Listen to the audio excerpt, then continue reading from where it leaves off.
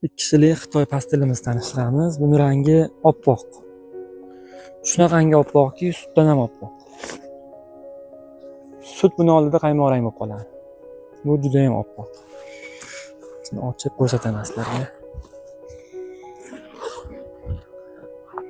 Rasmdagi holatda bo'ladi. Rasmdagi bilan bir xil.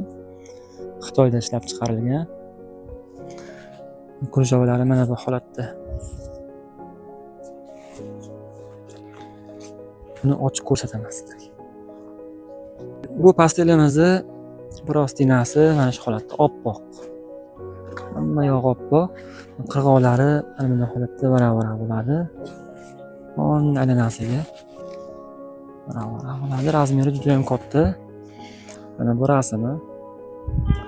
Rasmni ko'rib turgan bo'lsa, mana pastelini mana shu holatda. Bu navlichkasi. Ikkita navlichkasi bor. Navlichkasining razmeri 50-70. 50 bu varaqadan tashqari 50-70 bu hisoblanmaydi. Ichi hisoblanadi. Ichi 50-70. 70-50 yostiqlar bemalol tushadi.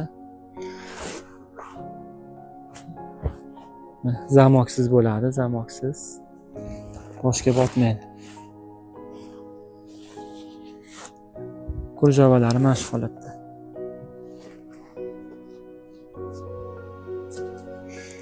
Bu kurjavasining ipi ham mayin tolali ipda tikilgan.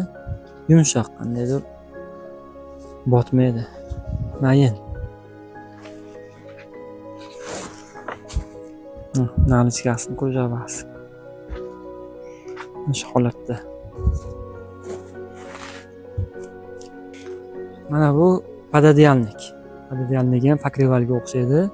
Pokrival qilib divanda yasatib qo'ysa bo'ladi, kravatda yasatib qo'ysa bo'ladi.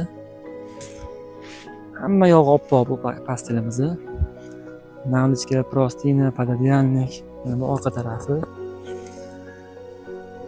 Pododiyalniki zamoyli bo'ladi, oyoq tomonda zamoyli.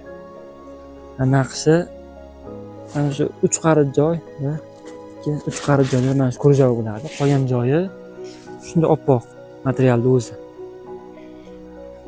Mana shu rasmli holat bilan bir xilda. Mana shu pastellar bor.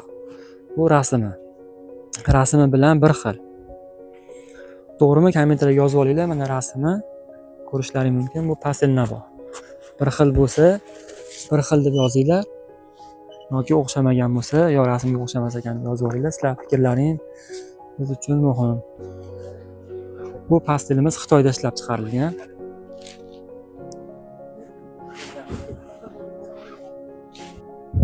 Mana bu rasm holati, mana bu o'zining holati.